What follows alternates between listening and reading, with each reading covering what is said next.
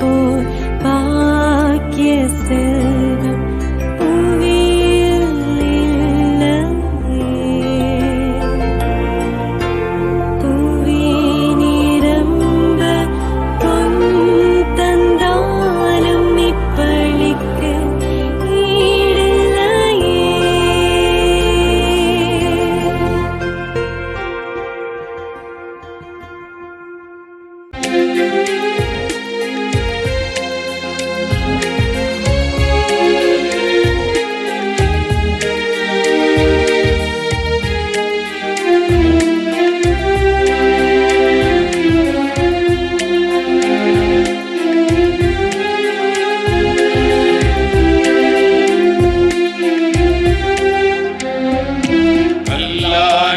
இதயத்தை எடுத்து விடு, எம்மை கனி உள்ள நெஞ்சுடனே வாழ விடு.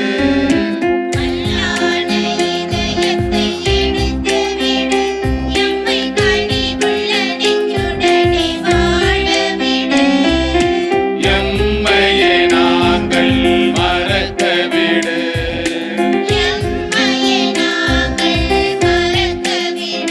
கொஞ்சம் ஏனையோ துன்பம் நினைக்க விடு.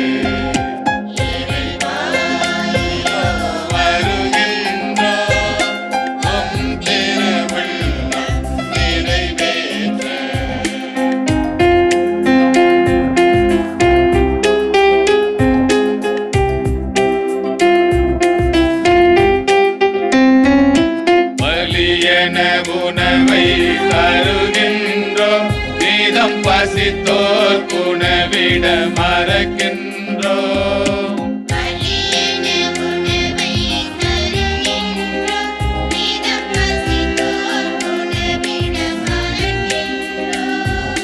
கடமை முடிந்தென நினைக்கின்றோம்,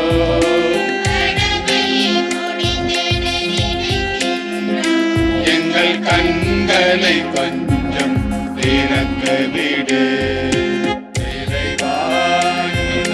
வருகின்றோம் உம் திருவுள்ளம் நிறைவேற்ற.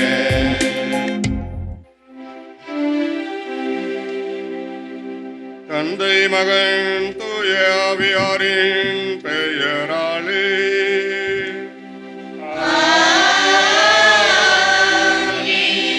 நம் ஆண்டவராகிய இயேசு கிறிஸ்துவின் அருளும் கடவுளின் அன்பும் தூய ஆவியாரின் நட்புறவும் உங்கள் அனைவரோடும் இருப்பதாக.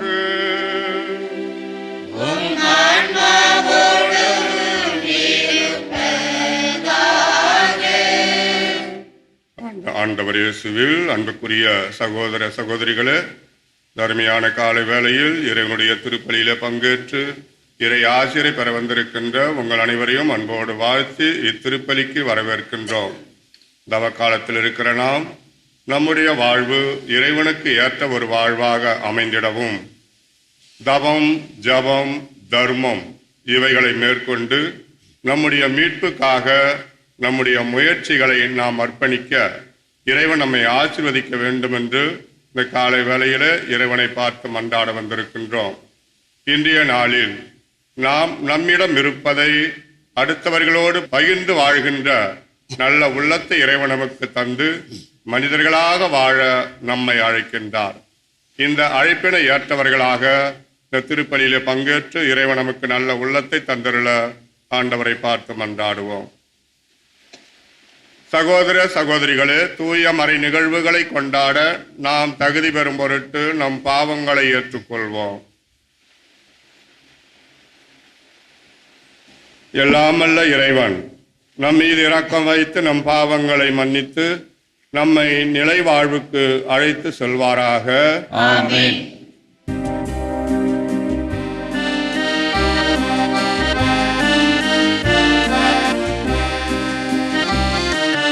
ஆண்டவரே இரக்கமாயிரும்.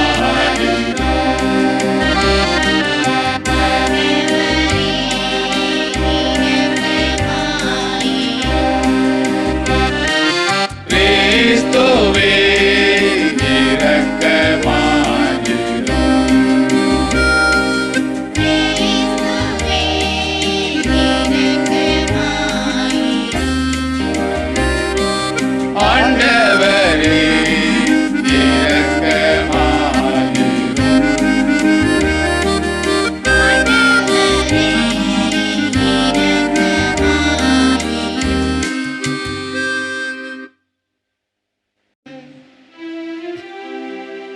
மன்றாடுவோமாக. இறைவா, மாசின்மையை மீண்டும் தருபவரும் அதை அன்பு செய்பவருமானவரே, உம் ஊழியர்களின் இதயங்களை உம்மிடம் திருப்பியருளும். அதனால் அவர்கள் உம் ஆவியார் மீது உள்ள பற்றினால் ஆட்கொள்ளப்பட்டு நம்பிக்கையில் உறுதிமிக்கவர்களாகவும் செயலில் ஆற்றல் மிக்கவர்களாகவும் திகழ செய்வீராக. உம்மோடு தூய ஆவியாரின் ஒன்றிப்பில் இறைவனாய் என்றென்றும் வாழ்ந்து ஆட்சி செய்கின்ற எங்கள் ஆண்டவராகிய கிறிஸ்து வழியாக உம்மை மன்றாடுகின்றோம்.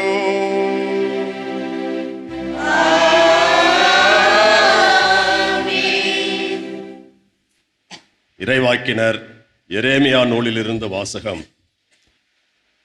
ஆண்டவர் கூறுவது இதுவே: மனிதரில் நம்பிக்கை வைப்போரும் வலுவற்ற மனிதரில் தம் வலிமையை காண்போரும் சபிக்கப்படுவர். அவர்கள் பாலை நிலத்து புதர் செடிக்கு ஒப்பாவர். பருவகாலத்திலும் அவர்கள் பயனடையார். பாலை நிலத்தின் வறண்ட பகுதிகளிலும் யாரும் வாழா உவர் நிலத்திலுமே அவர்கள் குடியிருப்பர். ஆண்டவரில் நம்பிக்கை வைப்போர் பேறு பெற்றோர். ஆண்டவரே அவர்களது நம்பிக்கை. அவர்கள் நீரருகில் நடப்பட்ட மரத்துக்கு ஒப்பாவர். அது நீரோடையை நோக்கி வேர்விடுகின்றது. வெப்பமிகு நேரத்தில் அதற்கு அச்சமில்லை. அதன் இலைகள் பசுமையாயிருக்கும். வறட்சிமிகு ஆண்டிலும் அதற்கு கவலை இராது. அது எப்போதும் கனி கொடுக்கும். இதயமே அனைத்திலும் வஞ்சகமிக்கது. அதனை நலமாக்க முடியாது. அதனை யார்தான் புரிந்து கொள்வர்? ஆண்டவராகிய நானே இதய சிந்தனைகளை ஆய்பவர், உள்ளுணர்வுகளை சோதித்து அறிபவர். ஒவ்வொருவரின் வழிகளுக்கும் செயல்களின் விளைவுக்கும் ஏற்றவாறு நடத்துபவர். ஆண்டவரின் அருள்வாக்கு. இறைவா, உமக்கு நன்றி. ஆண்டவர் மீது நம்பிக்கை கொண்டவரே பேறு பெற்றோர்.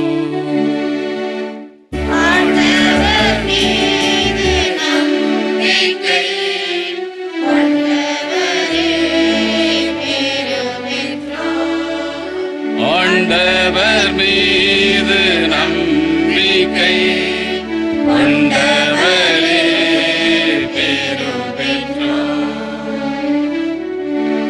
நற்பேறு பெற்றவர் யார்? அவர் பொல்லாறு சொல்லின்படி நடவாதவர், பாவிகளின் தீய வழி நில்லாதவர், இகழ்வாரின் குழுவினில் அமராதவர். ஆனால் அவர் ஆண்டவரின் திருச்சட்டத்தில் மகிழ்ச்சியுறுபவர்.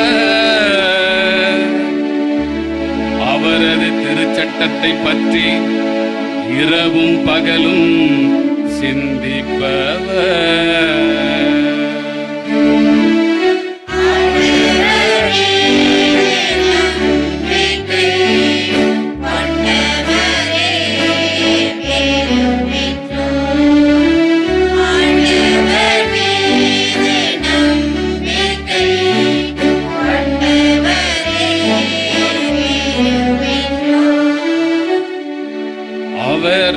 நீரோடையோரம் நடப்பட்ட மரம் போல் இருப்பார். பருவ காலத்தில் கனியை தந்து என்றும் பசுமையாயிருக்கும் அம்மரத்திற்கு ஒப்பாவார். தாம் செய்வது அனைத்திலும் வெற்றி பெறுவார்.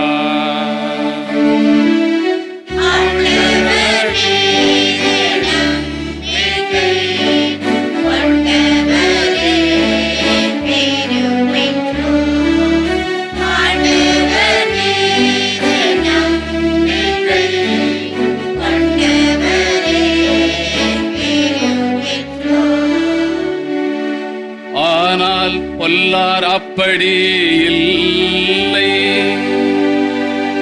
அவர்கள் காற்று அடித்துச் செல்லும் பதரை போலாவர். நேர்மையாளரின் நெறியை ஆண்டவர் கருத்தில் கொள்வார். உள்ளாரின் வழியோ அழிவை தரும். ஆண்டவர் மீது நம்பிக்கை கொண்டவரே பெருமிற்றார். ஆண்டவர் மீது நம்பிக்கை கொண்டவரே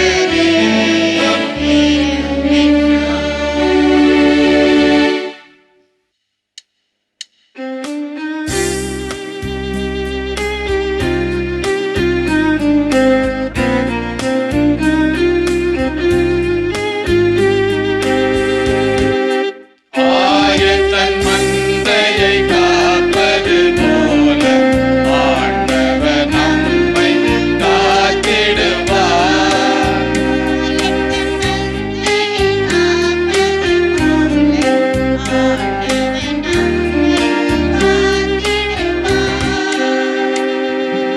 சீரிய நல் உள்ளத்தோடு வார்த்தையை கேட்டு அதை காத்து மன உறுதியுடன் பலன் தருபவர் பேறு பெற்றோர். ஆயத்தன் மந்தையை காப்பது போல ஆண்டவர் நம்மை காத்திடுவார்.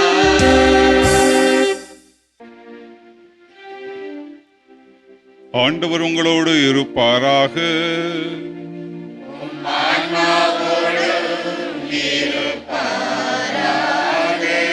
லூக்கா எழுதிய தூய நற்செய்தியிலிருந்து வாசகம்.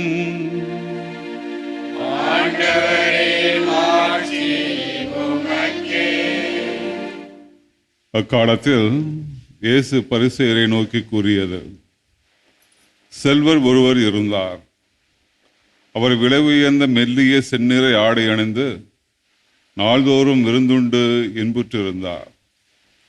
லாசர் என்னும் பெயர் கொண்ட ஏழை ஒருவரும் இருந்தார். அவர் உடல் முழுவதும் புண்ணாயிருந்தது. அவர் செல்வருடைய வீட்டு வாயிலருகே கிடந்தார். அவர் செல்வருடைய மேசையிலிருந்து வீழும் துண்டுகளால் தம் பசியாற்ற விரும்பினார். நாய்கள் வந்து அவர் புண்ணை நக்கும். அந்த ஏழை இறந்தார். வனத்துதர்கள் அவரை ஆபிரகாமின் மடியில் கொண்டு போய் சேர்த்தார்கள். செல்வரும் இறந்தார். அவர் அடக்கம் செய்யப்பட்டார். அவர் பாதாளத்தில் வதைக்கப்பட்ட போது அண்ணாந்து பார்த்து தொலையில் ஆபிரகாமையும் அவரது மடியில் லாசரையும் கண்டார். அவர், தந்தை ஆபிரகாமே, எனக்கு இரங்கும். லாசர் தமது விரல் நுனியை தண்ணீரில் நனைத்து எனது நாவை குளிரச் செய்ய அவரை அனுப்பும். ஏனெனில் இந்த தீப்பிழம்பில் நான் மிகுந்த வேதனைப்படுகிறேன் என்று உரக்க கூறினார். அதற்கு ஆபிரகாம், மகனே, உன் வாழ்நாளில் நலன்களையே பெற்றாய். அதே வேளையில் லாசர் இன்னல்களையே அடைந்தார். அதை நினைத்துக்கொள். இப்பொழுது அவர் இங்கே ஆறுதல் பெறுகிறார், நீயோ மிகுந்த வேதனைப்படுகிறாய். அன்றியும் எங்களுக்கும் உங்களுக்கும் இடையே பெரும் பிளவு ஒன்று உள்ளது. ஆகையால் இங்கிருந்து ஒருவர் உங்களிடம் வர விரும்பினாலும் கடந்து வர இயலாது. அங்கிருந்து நீங்கள் எங்களிடம் கடந்து வரவும் இயலாது என்றார். அவர், அப்படியானால் தந்தையே, அவரை என் தந்தை வீட்டுக்கு அனுப்புமாறு உம்மிடம் வேண்டுகிறேன். எனக்கு 5 சகோதரர்கள் உண்டு. அவர்களும் வேதனை மிகுந்த இடத்திற்கு வராதவாறு அவர் அவர்களை எச்சரிக்கலாமே என்றார். அதற்கு ஆபிரகாம், மோசேயும் இறைவாக்கினர்களும் அவர்களுக்கு உண்டு, அவர்களுக்கு செவி சாய்க்கட்டும் என்றார். அவர், அப்படியல்ல தந்தை ஆபிரகாமே, இறந்த ஒருவர் அவர்களிடம் போனால் அவர்கள் மனம் மாறுவார்கள் என்றார். ஆபிரகாம், அவர்கள் மோசேக்கும் இறைவாக்கினருக்கும் செவி சாய்க்காவிட்டால் இறந்த ஒருவர் உயிர்த்தெழுந்து அவர்களிடம் போனாலும் நம்ப மாட்டார்கள் என்றார். ஆண்டவரின் அருள்வாக்கு. கிறிஸ்துவே உமக்கு புகழ். ஆண்டவர் இயேசுவில் அன்புக்குரிய சகோதர சகோதரிகளே, நாம் அனைவரும் தவக்காலத்தில் இருக்கிறோம். தவக்காலத்தில் சிறப்பான விதத்தில் நாம் மேற்கொள்ளுகின்ற பக்தி முயற்சிகள், நாம் மேற்கொள்ளுகின்ற தியாகங்கள், இவைகள் அனைத்தும் நம்முடைய மீட்புக்கு உதவுவதாக அமைந்து நாம் ஆண்டவரிடத்தில் திரும்பி வர வேண்டும் என்பதற்காக நாம் மேற்கொள்ளுகின்ற முயற்சிகள். இப்படிப்பட்ட நம்முடைய வாழ்வில் நாம் எல்லாருமே ஆண்டவருடைய பிள்ளைகள். ஆண்டவருக்கு ஏற்ற விதத்திலே நாம் நம்முடைய வாழ்வை அமைத்து கொள்ள வேண்டும் என்பதுதான் இறைவனுடைய விருப்பமாக இருக்கிறது. ஆனால் மனிதனானவன் இந்த மண்ணுலக வாழ்க்கையிலே தான் பெற்றிருக்கின்ற சொத்துக்கள், செல்வங்கள், இவைகளின் மூலமாக தன் மீதும் தன்னுடைய சொத்துக்களின் மீதும் நம்பிக்கை வைத்தவனாக கடவுளை மறந்து ஒரு சுயநலவாதியாக வாழ்ந்து கொண்டிருக்கிறான். ஆகவே அப்படிப்பட்ட மனிதர்கள் கடவுளுடைய மீட்பை கண்டறிய முடியாது என்பதையும், இதோ இன்றைய வாசகங்களிலே கடவுள் மீது நம்பிக்கை வைப்பவர்களுடைய வாழ்வு எவ்வாறு இருக்கும், மனிதரையும் அவனுடைய சொத்துக்களையும் நம்பி வாழ்கின்றவர்களுடைய வாழ்வு எவ்வாறு இருக்கும் என்பதை ஆண்டவர் நமக்கு படம்பிடித்து காட்டுகின்றார். அன்புக்குரிய சகோதர சகோதரிகளே, இதன்று வாசிக்கப்பட்ட அந்த முதல் வாசகத்தில் இறுதி வார்த்தையை நாம் பார்க்கிற பொழுது எரேமியா புத்தகம் 17வது அதிகாரம் 10வது இறைவார்த்தையிலே ஒவ்வொருவரின் வழிகளுக்கும் செயல்களின் விளைவுக்கும் ஏற்ப அவரவரை ஆண்டவர் வழிநடத்துவார். இந்த மண்ணுலக வாழ்க்கையிலே நாம் வாழ்கின்ற வாழ்க்கையை அடிப்படையாக வைத்துதான் ஆண்டவருடைய அருளும் இரக்கமும் நம்மீது பொழியப்படுகிறது. இப்படிப்பட்ட நிலையிலே ஆண்டவர் மீது நம்பிக்கை வைப்பவர்கள், மனிதர் மீது நம்பிக்கை வைப்பவர்கள், தாங்கள் பெற்றிருக்கின்ற சொத்துக்களின் மீது நம்பிக்கை வைப்பவர்கள், இதோ வறுமையிலும் ஏழ்மையிலும் இறைவனையே நம்பி வாழ்கின்றவர்கள், இப்படிப்பட்ட மனிதர்களுடைய மத்தியில் எவ்வாறு ஆண்டவர் தம்முடைய இரக்கத்தையும் அருளையும் பொழிகிறார் என்பதை நமக்கு இறைவார்த்தையின் மூலமாக விளக்குகிறார். அன்பு சகோதர சகோதரிகளே, இந்த வாசிக்கப்பட்ட அந்த நற்செய்தியில இந்த செல்வந்தரும் ஏழை லாசரும் என்கின்ற அந்த நிகழ்வானது நமக்கு கொடுக்கப்பட்டிருக்கிறது. இந்த நிகழ்வை நாம் தெளிவாக புரிந்து கொள்வதற்கு ஒரு சிறிய சிந்தனை. ஏராளமான சொத்துக்களையும் செல்வங்களையும் பெற்றிருந்த 4 பேர் தாங்கள் மோட்சம் அடைய வேண்டும், மோட்சம் போய் சேர வேண்டும் என்பதற்காக ஒரு துறவியிடம் செல்லுகிறார்கள். துறவியிடம் சென்று, குருவே, நாங்கள் மோட்சத்திற்கு போக வேண்டும், எங்களுக்கு நீதான் வழிகாட்ட வேண்டும் என்று அவரிடம் கேட்கிறார்கள். அந்த குரு சிறிது நேரம் அமைதியாக இருக்கிறார். அமைதியாக இருந்துவிட்டு அந்த 4வரையும் பார்த்து சொல்லுகிறார், நீங்கள் வீட்டுக்கு போய் 1 மாதம் கழித்து திரும்பி வாருங்கள் அப்படி என்று சொல்லுகிறார். அவர்களும் தங்களுடைய பயணத்தை ஆரம்பிக்கின்றார்கள். அவர்கள் திரும்பி போகின்ற பொழுது அந்த துறவி அவர்களை பார்த்து சொல்லுகிறார், அடுத்த முறை நீங்கள் வருகின்ற பொழுது உங்களுள் ஒருவர் இருக்க மாட்டார் அப்படி என்று சொல்லி அனுப்புகிறார். இவர்கள் பயணத்தை மேற்கொண்டார்கள். போகின்ற வழியில அடுத்த முறை வருகின்ற போது உங்களுள் ஒருவன் இருக்க மாட்டான் என்று சொன்ன அந்த வார்த்தையை அவர்கள் ஒவ்வொருவரும் தங்களுடைய உள்ளத்திலே நினைத்து நினைத்து குழம்பிக் கொண்டே செல்லுகிறார்கள். வீட்டுக்கு போகிறார்கள். 1 மாதம் கழிந்து விட்டது. 1 மாதம் கழித்து மீண்டும் அந்த 4வரும் திரும்பி வருகிறார்கள். உங்களுள் ஒருவர் இருக்க மாட்டார் என்று அந்த துறவி சொன்னார். ஆனால் 4வரும் திரும்பி வருகிறார்கள்.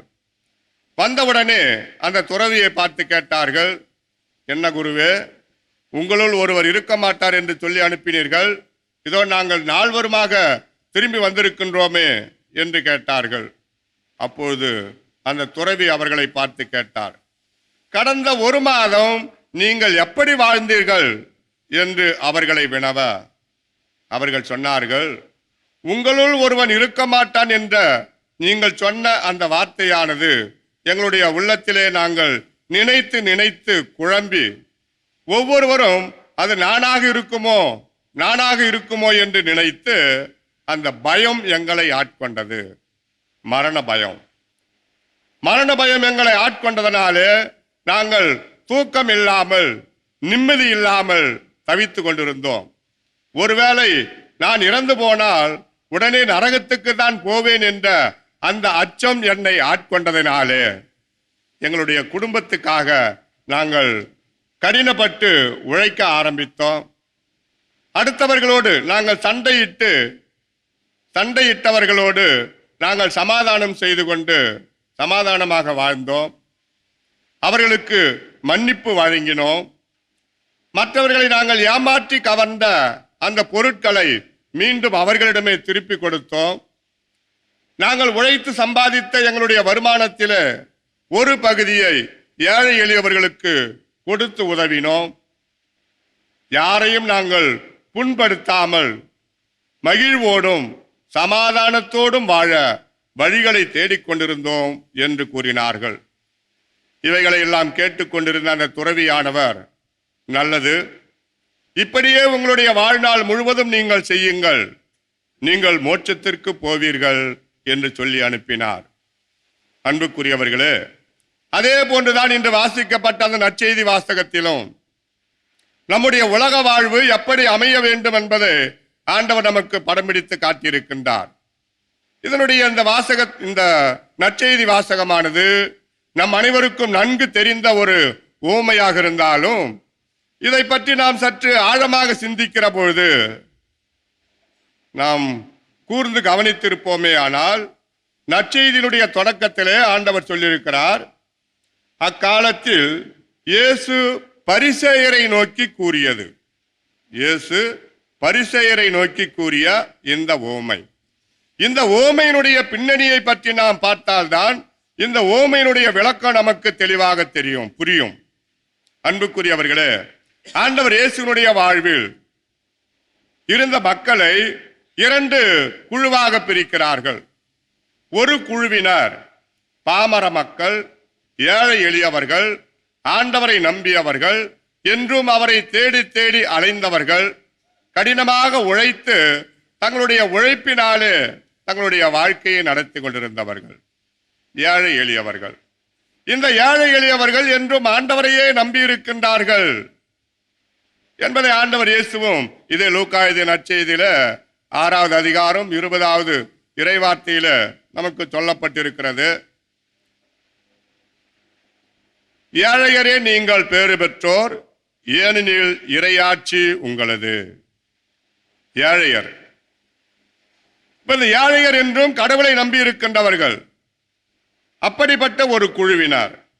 2வதாக சொல்லப்படுகின்றவர்கள் இந்த பரிசேயர்கள், மறைநூல் அறிஞர்கள், மத தலைவர்கள். இவர்கள் ஏழை எளிய மக்களை ஏமாற்றி அவர்களுடைய சொத்துக்களை கவர்ந்து இவர்களுடைய வாழ்விலே வசதியாக வாழ்ந்தவர்கள், செல்வந்தர்களாக மாறியவர்கள். ஆக இப்படிப்பட்டவர்கள் தாங்கள் பெற்றிருக்கின்ற இந்த செல்வங்கள் எல்லாம் கடவுளுடைய ஆசீர்வாதம். ஏழை எளிய மக்களை ஏமாற்றி பிழைத்தார்கள் என்பதை அவர்கள் வெளியிலே காட்டிக் கொள்ளாமல் தங்களுடைய வசதிகள் எல்லாம் ஆண்டவருடைய ஆசீர்வாதத்தினால் கிடைத்தது. இதோ இவர்கள் ஏழைகளாக இருக்கிறார்கள் என்றால் அவர்கள் கடவுளுடைய சாபத்துக்கு உள்ளானவர்கள், கடவுளுடைய சாபத்தினாலே தான் அவர்கள் ஏழைகளாக இருக்கிறார்கள் என்று தங்களுக்குள்ளே பெருமை பாராட்டி கொண்டு கடவுளையும் மற்ற மனிதரையும் மறந்தவர்களாக வாழ்ந்த இந்த பரிசேயர், மறைநூல் அறிஞர்கள் அவர்களுக்கு சுட்டிக்காட்டி சொல்லப்படுவதுதான் இந்த ஓமையானது. ஆக இதனுடைய விளைவாக இப்படிப்பட்ட செல்வந்தர்கள், மக்களை ஏமாற்றி பிழைக்கின்றவர்கள், வசதியாக இருக்கிறவர்கள், கடவுளை மறந்தவர்கள், அடுத்தவர்களை நினைத்து பார்க்காமல் இருக்கின்றவர்கள் தண்டிக்கப்படுவார்கள் என்பதையும், ஏழை எளியவர்கள், ஆண்டவர் மீது நம்பிக்கை வைத்தவர்கள் இறைவனுடைய இரக்கத்தினாலே அவர்கள் ஆறுதல் பெறுவார்கள் என்பதையும் ஆண்டவர் நமக்கு இந்த நற்செய்தியின் மூலமாக சுட்டி காட்டுகிறார். ஆக அன்புக்குரியவர்களே, இந்த செல்வந்தரை பற்றி சொல்லுகின்ற பொழுது, செல்வந்தர் தன்னுடைய செல்வ செழிப்பினாலே நாள்தோறும் பட்டாடை உடுத்தி நாள்தோறும் விருந்துண்டு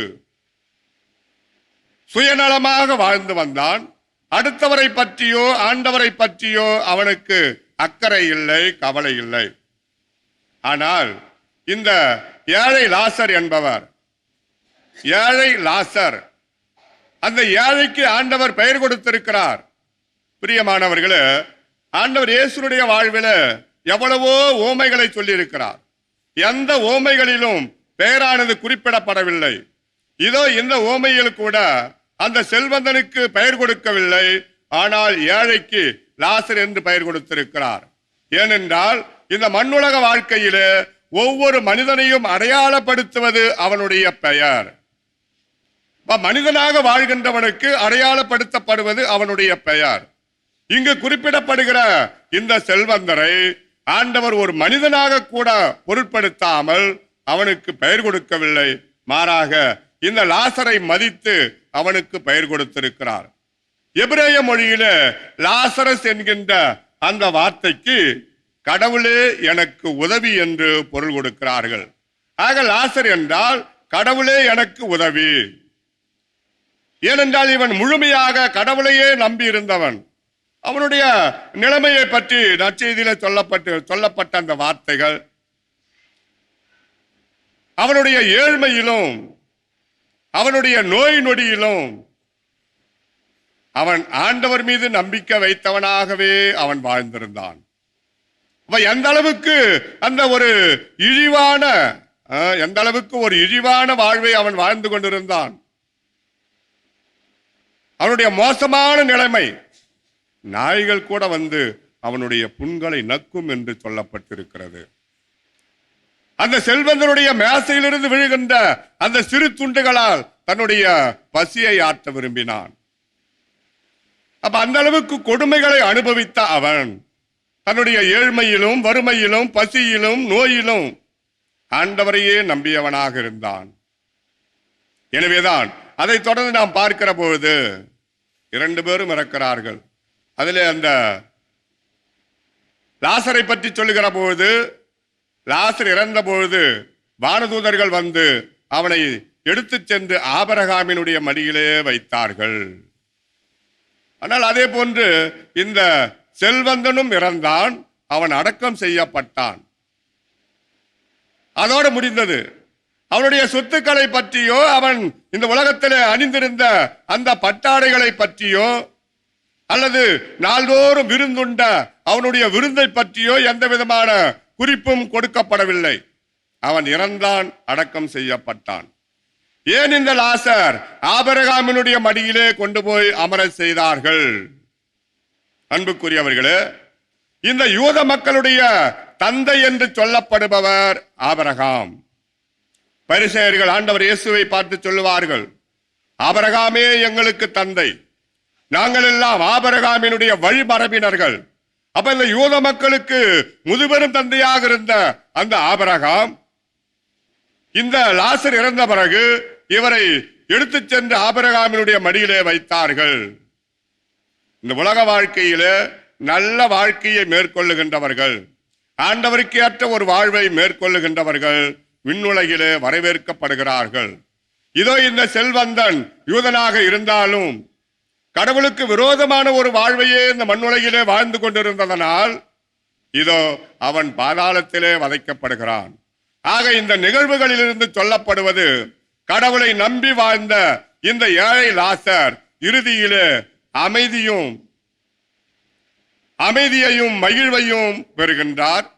ஆனால் இந்த செல்வந்தனோ துன்பத்தையும் வேதனையையும் அனுபவிக்கின்றான். ஏற்கனவே ஆண்டவர் சொன்ன அந்த முதல் வாசகத்திலே கூறப்பட்ட அந்த இறைவார்த்தையை ஒவ்வொருவரும் அவர்களுடைய செயல்களுக்கு ஏற்றவாறு அதனுடைய கைமாறை பெறுவார்கள் என்கிற தன்மையிலே இந்த நிகழ்வானது நமக்கு சொல்லப்பட்டிருக்கிறது. ஆக இப்படிப்பட்ட நிலையில நாம் இந்த மண்ணுலகத்திலே செல்வந்தர்களாக இருக்கக்கூடாதா?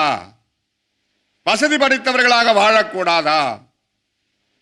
இப்ப வசதி படைத்தவர்களாக இருப்பது என்பது கடவுளுக்கு விரோதமான செயலா? இந்த செல்வந்தன் என்ன பாவம் செய்தான்? அவன் யாருக்கும் துரோகம் செய்யவில்லை. மாறாக தன்னுடைய செல்வத்தை கொண்டு அவன் நிம்மதியாக வாழ்ந்து வந்தான். ஏன் அவனுக்கு அந்த பாதாளம் நரகமானது கொடுக்கப்பட்டது? அன்புக்குரிய சகோதர சகோதரிகளே, நாம் தவறு செய்யாதது மட்டுமல்ல, நன்மைகள் செய்ய நமக்கு வாய்ப்பு கிடைத்தும் அந்த நன்மையை செய்யாமல் இருப்பதும் பாவம் என்று புனித யாக்கோப்பு தன்னுடைய திருமுகத்திலே சொல்லுவார். ஆக இந்த செல்வந்தன் தன்னுடைய செல்வ செழிப்பினாலே கடவுளையும் அடுத்தவரையும் மறந்தவனாக, நன்மை செய்ய அவனுக்கு வாய்ப்பு இருந்தும் அதை செய்யாதவனாக இருந்ததனாலே அவனுக்கு இப்படிப்பட்ட தண்டனை. ஆனால் இந்த ஏழை லாசர் தன்னுடைய வாழ்வு முழுவதும் தன்னுடைய நம்பிக்கையை எல்லாம் ஆண்டவர் மீதே வைத்து வாழ்ந்ததனால் அவனுக்கு ஆண்டவர் அந்த ஆபிரகாமினுடைய மடியிலே வீற்றிருக்கின்ற அந்த விண்ணக வாழ்வை அளித்திருக்கிறார். அன்பு சகோதர சகோதரிகளே, இன்று இந்த இறைவார்த்தையை நாம் சிந்திக்கின்ற நம்முடைய வாழ்வில் நாம் தெளிவாக புரிந்து கொள்ள வேண்டும். நாம் வாழ்ந்து கொண்டிருக்கின்ற இந்த மண்ணுலக வாழ்க்கையானது ஆண்டவருடைய இரக்கத்தின் காலம், கடவுளுடைய இரக்கத்தின் காலம். ஆக இந்த மண்ணுலக வாழ்க்கையில் நாம் எந்த அளவுக்கு கடவுளுடைய இரக்கத்தை பெற்றுக்கொள்ள முடியுமோ, கடவுளுடைய இரக்கத்தை பெற்று நன்மைகளை செய்து புண்ணியங்களை சேர்த்து வைக்க வேண்டும். நன்மைகளை செய்து புண்ணியங்களை சேர்த்து வைக்க வேண்டும். மறு உலக வாழ்க்கை என்பது கடவுளுடைய தீர்ப்பின் காலம். கடவுளுடைய தீர்ப்பிலிருந்து யாருமே தப்பித்துக் கொள்ள முடியாது. கடவுளுடைய தீர்ப்பானது நேர்மையானது. ஆக நமக்கு ஆண்டவர் ஒரு நல்லதொரு தீர்ப்பை வழங்க வேண்டும் என்றால் நாம் இந்த மண்ணுலகிலே சேர்த்து வைத்த நன்மைகளை செய்து புண்ணியங்களை சேர்த்து வைத்த அந்த புண்ணியங்கள் மறு உலகிலே நமக்கு நல்ல தீர்ப்பை பெற்றுத்தரும் என்பதை உணர்ந்து நாம் வாழ்கின்ற போதே நன்மைகளை செய்து புண்ணியங்களை சேர்த்து வைக்க வேண்டும். எனவேதான் யோவான் எழுதிய நற்செய்தியிலே 5வது அதிகாரம் 29வது இறைவார்த்தையிலே குறிப்பிடப்படுகிறது. நல்லன செய்தவர்கள் வாழ்வு பெற உயிர்த்தெழுவார்கள், தீயன செய்தவர்கள் தண்டனை தீர்ப்பு பெற உயிர்த்தெழுவார்கள். ஆக நமக்கு எப்படிப்பட்ட நிலைமை கிடைக்கும் என்பதை நாம் இந்த மண்ணுலகிலே வாழ்கின்ற போது அதற்கு ஏற்ற விதத்தில் நம்முடைய வாழ்வை அமைத்துக் கொள்ள வேண்டும்.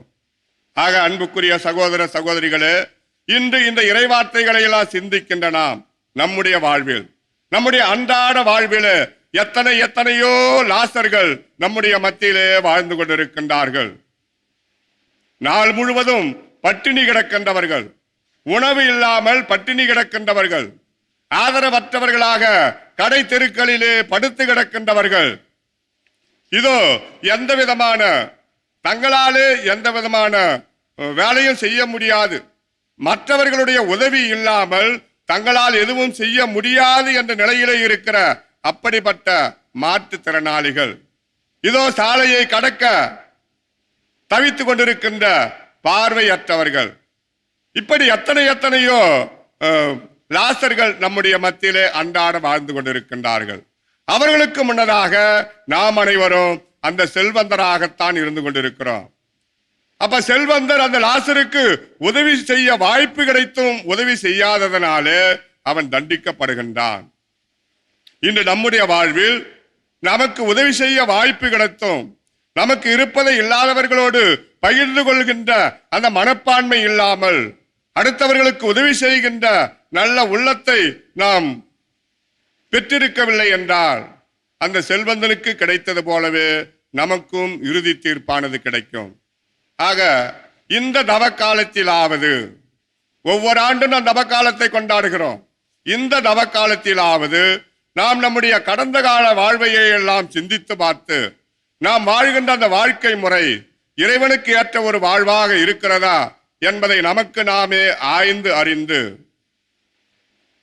ஆண்டவரிடத்தில் முழு மனதோடு திரும்பி வரவும், நம்மிடம் இருப்பதை இல்லாதவர்களோடு பகிர்ந்து கொள்ளவும், அடுத்தவர்களுக்கு நம்முடைய இரக்கத்தை பொழிந்து உதவி செய்து நல்ல மனிதர்களாக வாழ்கின்ற வரத்தை இறைவன் நம் ஒவ்வொருவருக்கும் அளித்தருள தொடர்ந்து ஆண்டவரை பார்த்து திருப்பலியிலே ஒப்பு கொடுத்து ஜெபிப்போம்.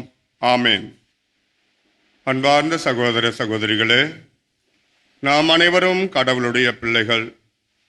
எப்பொழுதும் ஆண்டவரை பார்த்து மன்றாட நமக்கு உரிமை உண்டு. இதோ இன்றைய நாளிலே ஒரே குடும்பமாக கூடி வந்திருக்கிற நாம் நம்முடைய நம்பிக்கையை எல்லாம் ஆண்டவரிடத்தில் வைத்தவர்களாக இந்த மண்ணுலக வாழ்க்கையில் ஆண்டவருக்கு ஏற்ற விதத்திலே நம்முடைய வாழ்வை அமைத்து கொண்டு மறுவுலகிலே இறைவனோடு வீற்றிருக்க நமக்கு தேவையான விண்ணப்பங்களை ஆண்டவரிடத்தில் அர்ப்பணித்து மன்றாடுவோம். கருணை கடலே எம் இறைவா, திருச்சபையை வழிநடத்தும் திருத்தந்தை, ஆயர்கள், குருக்கள், கன்னியர்கள், துறவரத்தார் மற்றும் நற்செய்தி பணியாளர்கள் அனைவரையும் ஆசீர்வதித்து தங்களிடம் ஒப்படைக்கப்பட்ட இறை மக்களை இறைவனின் விருப்பப்படியே என்றும் வாழச் செய்யும். நம்பிக்கையை வளர்த்து தாங்கள் சிறந்த செயல் வீரர்களாக செயல்பட அருள் புரிய வேண்டுமென்று இறைவா உம்மை மன்றாடுகிறோம். எங்கள் மன்றாட்டை கேட்டருளும். அனைத்துலக அரசரே எம் இறைவா, நாட்டை ஆளும் தலைவர்கள் அனைவரும் நலிந்தவர்களும் கைவிடப்பட்டவர்களும் நோய் நொடியால் வருந்துபவர்களும் வறுமையில் வாடுபவர்களும் ஏழை எளிய மக்களும் வளமும் நலமும் பெற்று வாழும் வகையில் நல்ல திட்டங்களை வகுத்து மனித நேயத்துடன் பணி செய்திட வேண்டும் என்று இறைவா உம்மை மன்றாடுகிறோம். ஆண்டவரே எங்கள் மன்றாட்டை கேட்டருளும். வாழ்வளிக்கும் வள்ளலே எம் இறைவா, அன்பியங்கள், பக்த சபைகள், இயக்கங்கள் இயேசுவின் நற்செய்திக்கு சான்றாக வாழவும், இளைஞர் இளம்பெண்கள் தங்கள் தேவைகளில் ஆண்டவர் பாதம் அமர்ந்து நன்மைகள் பெற்றிடவும், படிக்கும் பிள்ளைகள் ஞானத்தை அடைந்திடவும், நோயாளிகள் குணம் பெறவும், ஏழை எளியோர் நிறைவாழ்வு பெறவும் அருள் புரிய வேண்டுமென்று இறைவா உம்மை மன்றாடுகிறோம். கனித்தரும் வாழ்வு வாழ எம்மை அழைத்த இறைவா, ஆண்டவரில் நம்பிக்கை வைப்போர் பேறு பெற்றோர் என்ற இறைவார்த்தைக்கு ஏற்ப இறை வழிபாட்டில் பங்கேற்கும் அனைத்து குடும்பங்களும் இறைவார்த்தையை தினமும் வாசித்து தியானித்து இறை உறவில் நிலைத்து அதை பிறருக்கு பகிர்ந்து வாழ்ந்திடவும், இறையாட்சியை ஒவ்வொரு குடும்பத்திலும் கட்டி எழுப்பவும் அருள் புரிய வேண்டுமென்று இறைவா உம்மை மன்றாடுகிறோம். ஆண்டவரே எங்கள் மன்றாட்டை கேட்டருளும். நன்மையே உருவான இறைவா, தொலைக்காட்சி வழியாக நற்செய்தியை பரப்பி விசுவாசத்தை வளர்க்கின்ற மாதா தொலைக்காட்சி பணியாளர்களையும் நன்கொடை வழங்கி உதவுகின்ற நல் உள்ளங்களையும் ஆசீர்வதித்து அவர்களுடைய எண்ணங்களையும் கருத்துக்களையும் நிறைவேற்றி வழி நடத்திட வேண்டும் என்று இறைவா உம்மை மன்றாடுகிறோம். ஆண்டவரே எங்கள் மன்றாட்டை கேட்டருளும். நம் ஒவ்வொருவரின் தனிப்பட்ட தேவைகளுக்காகவும் நமது குடும்ப கருத்துக்களுக்காகவும் மௌனமாக மன்றாடுவோம். எங்கள் தாயும் தந்தையுமாகிய இறைவா, உம்மீது நம்பிக்கை கொண்ட பிள்ளைகளாக இருக்கிற நாங்கள் ஒவ்வொருவரும் உம்முடைய பாதத்திலே அர்ப்பணித்த எங்களுடைய எளிய மன்றாட்டுக்களை ஏற்று தூய ஆவின் ஆற்றலினாலே இதை ஆசீர்வதித்து எங்கள் ஆண்டவரும் உம்முடைய திருமகனுமாகிய கிறிஸ்துவின் வழியாக எங்களுக்கு தந்திருள உம்மை பார்த்து மன்றாடுகின்றோம். ஆமென்.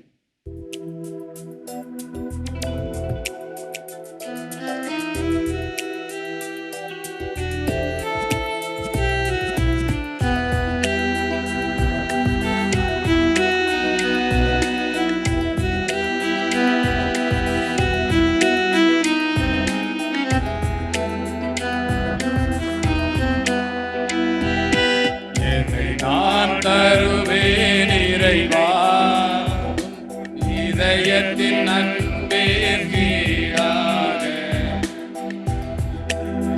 நான் தருவேன் இறைவா, நான் தருவேன் இறைவா, இதயத்தின் அன்பே கீழாக. நான் தருவேன் இறைவா.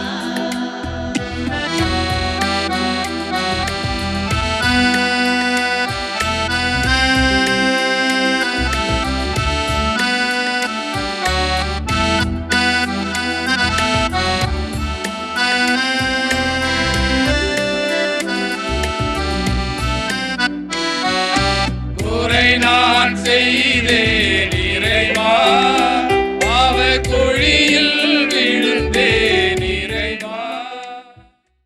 சகோதர சகோதரிகளே, என்னுடையதும் உங்களுடையதுமான இப்பலி எல்லாமல்ல தந்தையாகிய இறைவனுக்கு ஏற்றதாகும்படி மன்றாடுங்கள். ஆண்டவர் தமது பெயரின் புகழ்ச்சிக்காகவும் ஆட்சிக்காகவும் நமது நன்மைக்காகவும் புனித திரு அவை அனைத்து நலனுக்காகவும் உமது கையிலிருந்து பலியை ஏற்றுக்கொள்வாராக.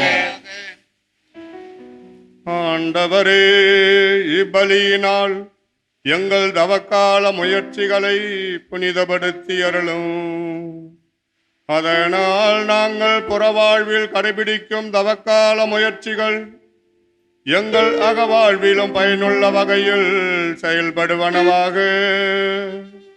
எங்கள் ஆண்டவராகிய கிறிஸ்து வழியாக உம்மை மன்றாடுகின்றோம்.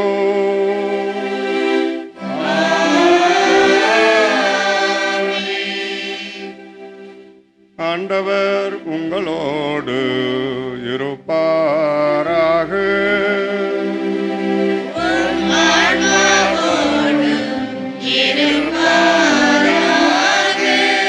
இதயங்களை மேலே எழுப்புங்கள்.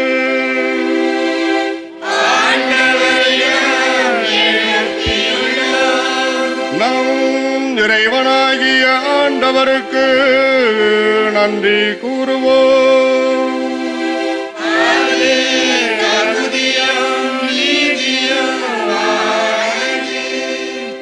ஆண்டவரே, தூயவரான தந்தையே, என்றும் உள்ள எல்லாம் அல்ல இறைவா,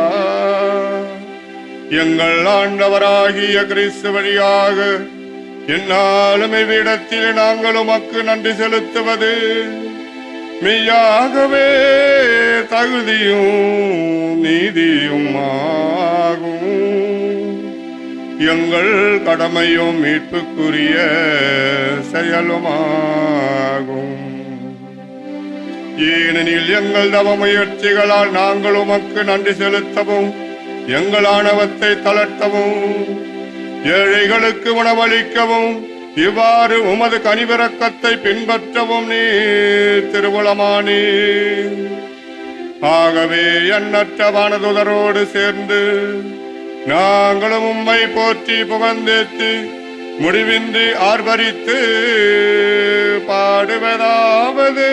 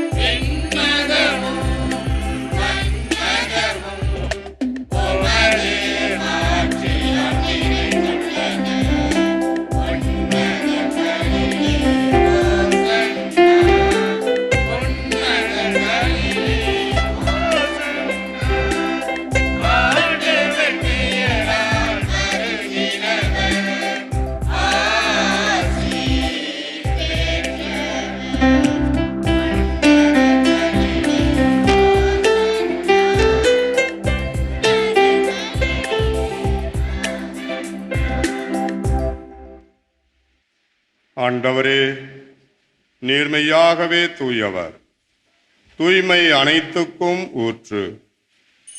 ஆகவே உம்முடைய ஆவியை பொழிந்து இக்காணிக்கைகளை தூய்மைப்படுத்த உம்மை வேண்டுகிறோம். இவ்வாறு எங்கள் ஆண்டவர் இயேசு கிறிஸ்துவின் உடலும் இரத்தமுமாக எங்களுக்கு இவை மாறுவனவாக. அவர் பாடுபட உளம் கனிந்து தம்மை கையளித்த போது அப்பத்தை எடுத்து நன்றி செலுத்தி அதை பிட்டு தம் சீடர்களுக்கு அளித்து அவர் கூறியதாவது: அனைவரும் இதிலிருந்து பெற்று உண்ணுங்கள், ஏனெனில் இது உங்களுக்காக கையளிக்கப்படும் என் உடல்.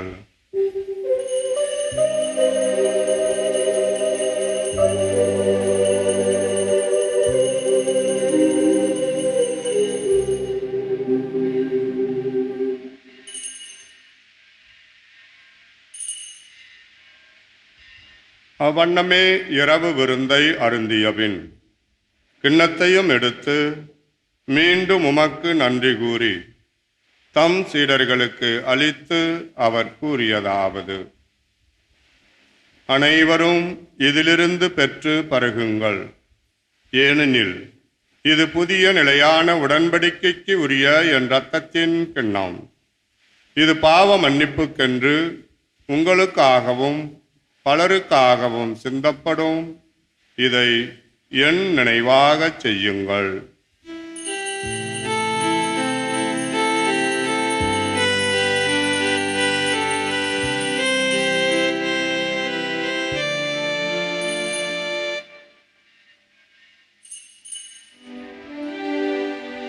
நம்பிக்கையின் மறைபொருள்.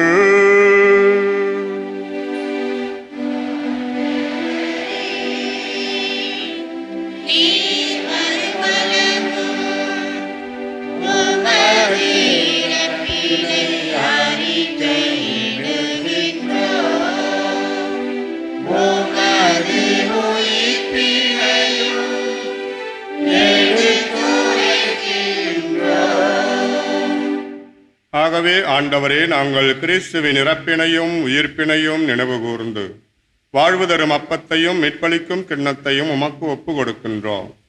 உம் திருமுன் நின்று உமக்கு ஊழியம் புரிய தகுந்தவர்களென எங்களை ஏற்றுக்கொண்டீர்.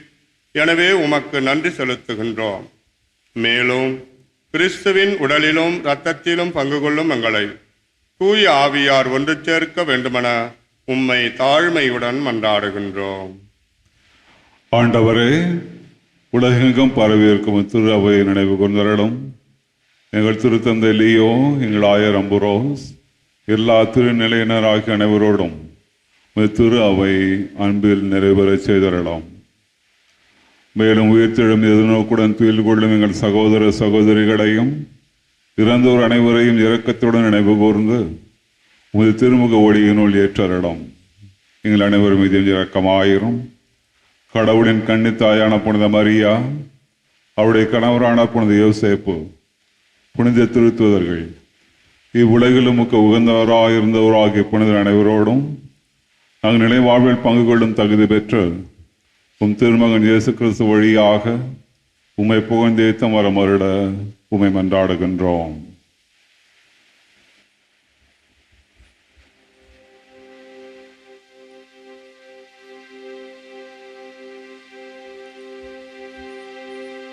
இவர் வழியாக இவரோடு இவரில் எல்லாம் வல்ல இறைவனாகிய தந்தையே, தூய ஆவியின் ஒன்றிப்பில் எல்லா புகழும் ஆட்சியும் என்றென்றும் உமக்கு உரியதே.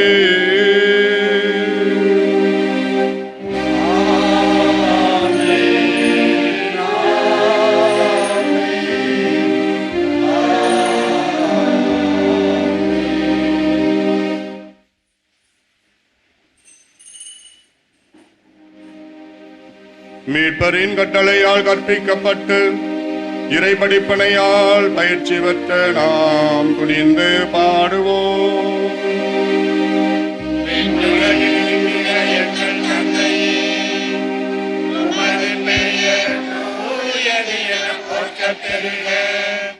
உமது ஆட்சி வருக, உமது திருவுளம் உலகில் நிறைவேறுவது போல மண்ணுலகிலும் நிறைவேறுக. எங்கள் அன்றாட உணவை இன்று எங்களுக்கு தாரும். எங்களுக்கு எதிராக குற்றம் செய்வோரை நாங்கள் மன்னிப்பது போல எங்கள் குற்றங்களை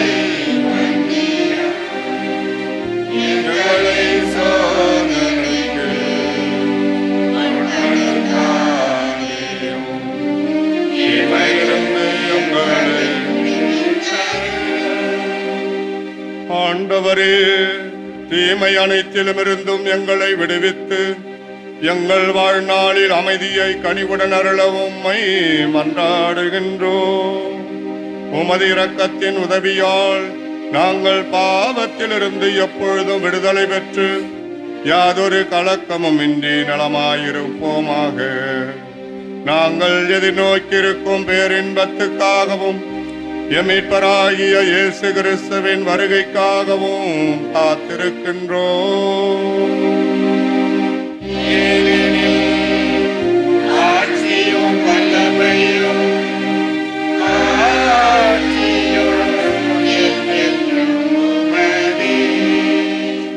ஆண்டவரே இயேசு கிறிஸ்துவே, அமைதியை உங்களுக்கு விட்டுச் செல்லுகின்றேன், என் அமைதியையே உங்களுக்கு அளிக்கின்றேன் என்று உம் திருத்தூதர்களுக்கு மொழிந்தீரே.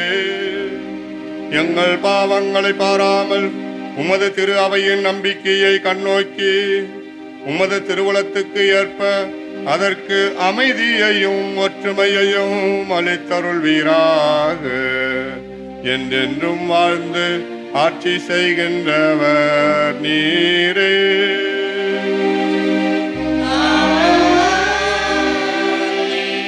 ஆண்டவருடைய அமைதி உங்களோடு என்றும் இருப்பதாக.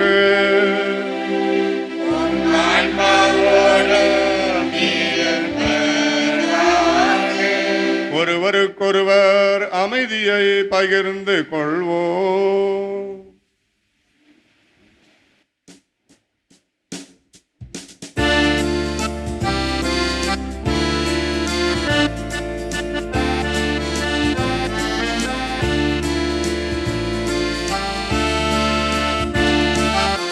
உலகின் பாவம்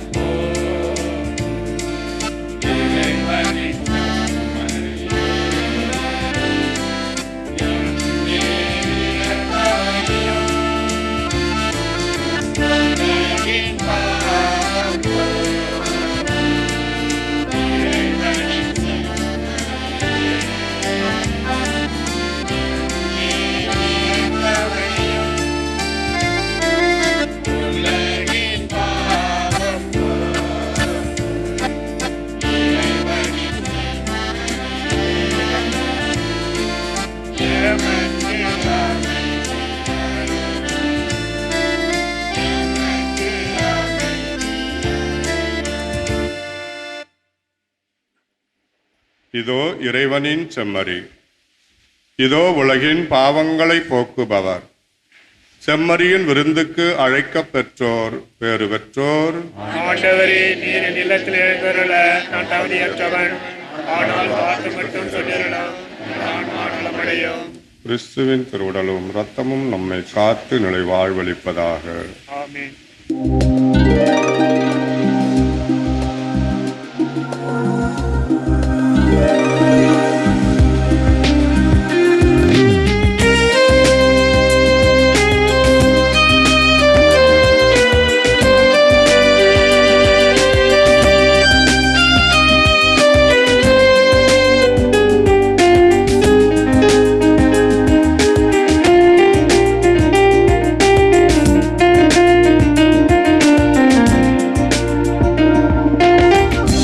மனம் கரைய கண்களும் பனிக்க கைகளை குவித்தே நிறைவா என் மனம் வருவான் இறைவா.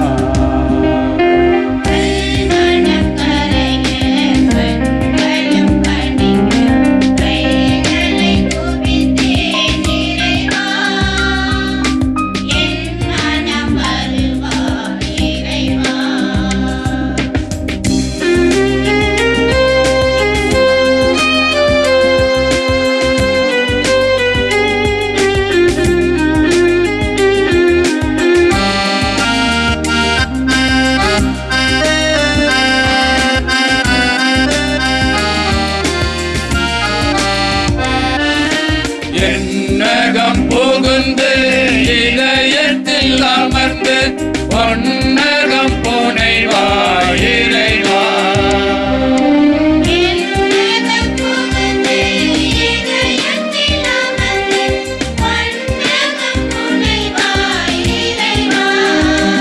அங்கு பொன்னகம்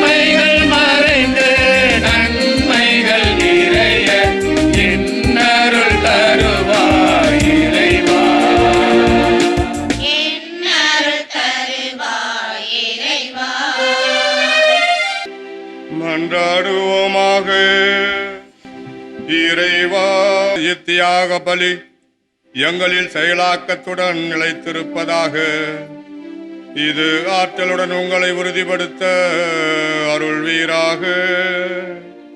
எங்கள் ஆண்டவராகிய கிறிஸ்து வழியாக உம்மை மன்றாடுகின்றோம்.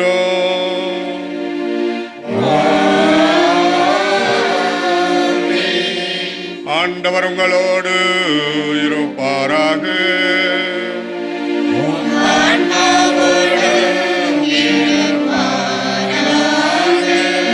எல்லாம் அல்ல இறைவன் தந்தை மகன் தூயாவியார் உங்களுக்கு ஆசி வழங்குவாராக.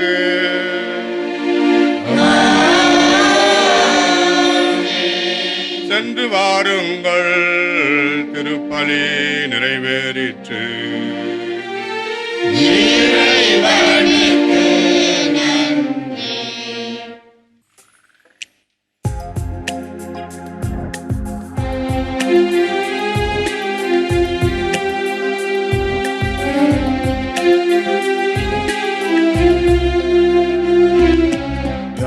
குலமா